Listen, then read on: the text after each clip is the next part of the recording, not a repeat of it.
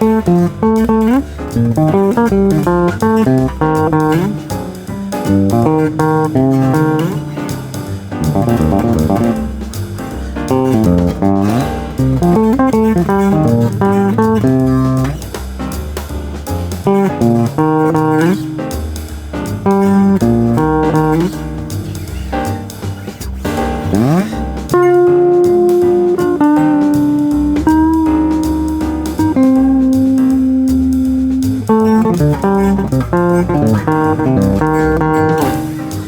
what's going on? Posido here. Today I want to talk about triad pairs. This is a really cool concept that you hear a lot of musicians like John Coltrane, McCoy Tyner, Michael Brecker, Chick Corea. They all use this concept in their solos.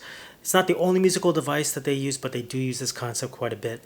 I'm no master at it. I got a lot of improvement and a long way to go still, but hopefully some of these ideas that I'll share with you today will inspire you. If you want to know a little bit more, check out the link I'll put in the description below. I apply triad pairs over the chord changes to Spain by Chick Corea. All right, so grab your instrument, let's get started. Okay, so a triad pair is basically two triads that you're going to play together to create a sound. This is how I come up with the triads, or I kind of map the triads to certain types of chords. It's all based on the chord scale that I'm choosing. Okay, so in the beginning of the video, I'm playing over a C Dorian sound. Okay, now I'm going to think of a Dorian scale actually. So that's 1, 2, flat 3, 4, 5, 6, flat 7, 1. But instead now I'm going to think of the triads that are all part of that scale. What are some triads that I can find in that scale? And I'm looking for specific triads actually. I'm going to look for two triads, because this is a triad pair. I'm looking for two triads that don't share the same note and often are a whole step or half step from each other. Okay, they're a step from each other in this chord scale. The reason being is a lot of times when you find two triads that are a step away from each other, they're not going to share a note already right off the bat. That's pretty cool because you're going to end up with like a 6-note scale, a hexatonic scale. Okay, but you're not going to be thinking scalar. You're going to be still thinking in the sense of triads. Triads kind of have their own shape to it melodically, and you can kind of create like kind of these angular type of lines.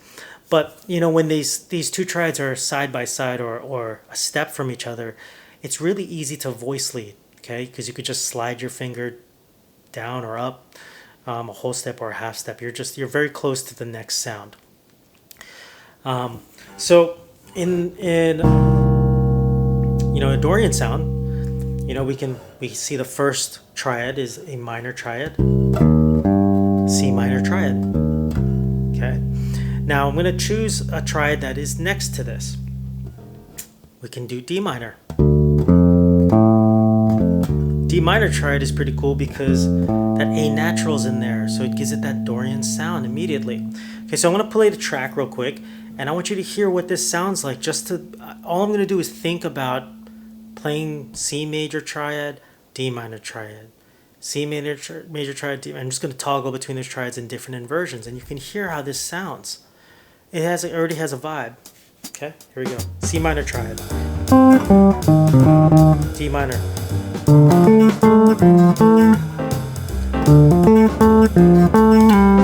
C minor, D minor,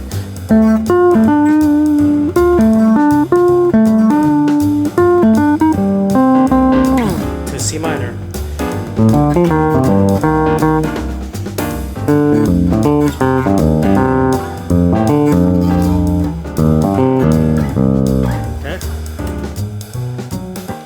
So that's a really cool sound. You'll hear a lot of times like McCoy Tyner or John Coltrane will use this particular triad pair over a C minor chord to create that kind of C Dorian sound.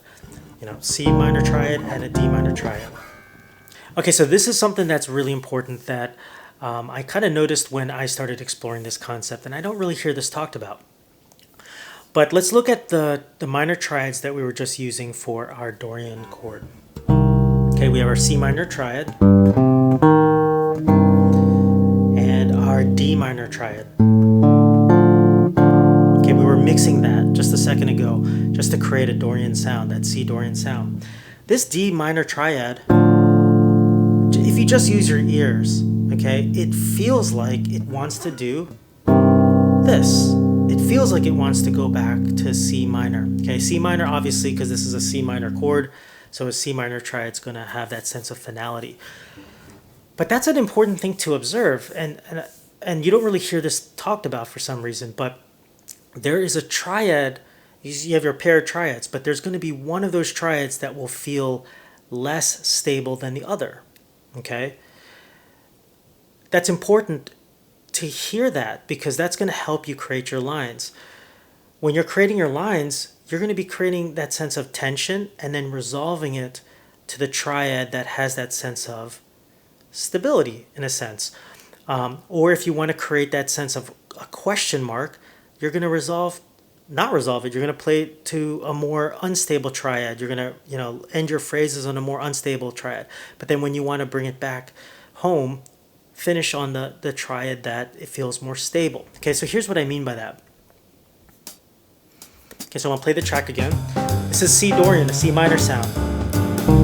Okay, so I'm going to play the D minor triad, and you can hear this, the kind of like the instability in that.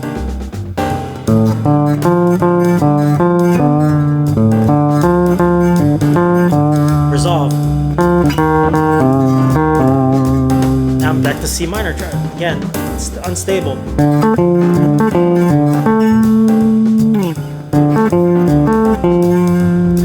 Resolve.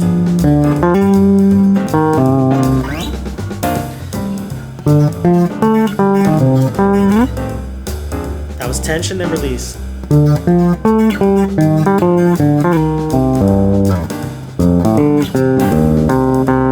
Okay, and so you're going to create these lines now that actually make a little bit more sense when it comes to tension and release. You're not just playing your triads, just inversions of triads. Okay, it's going to make a little bit more sense. Okay, so that's my basic approach to triad pairs. I'm basically just taking two triads that belong to the same chord scale, and those two triads are a step apart from each other. And that's important because that's going to keep each note different for between each of these triads. They're not going to share the same note. Once you have those triads, don't forget, listen to them, because one of them is going to feel more unstable than the other. Okay, and pay attention to that. That's going to help you with creating your lines. All right, so I hope this was helpful. If you liked it, please like my video, subscribe to my channel, and I'll see you later.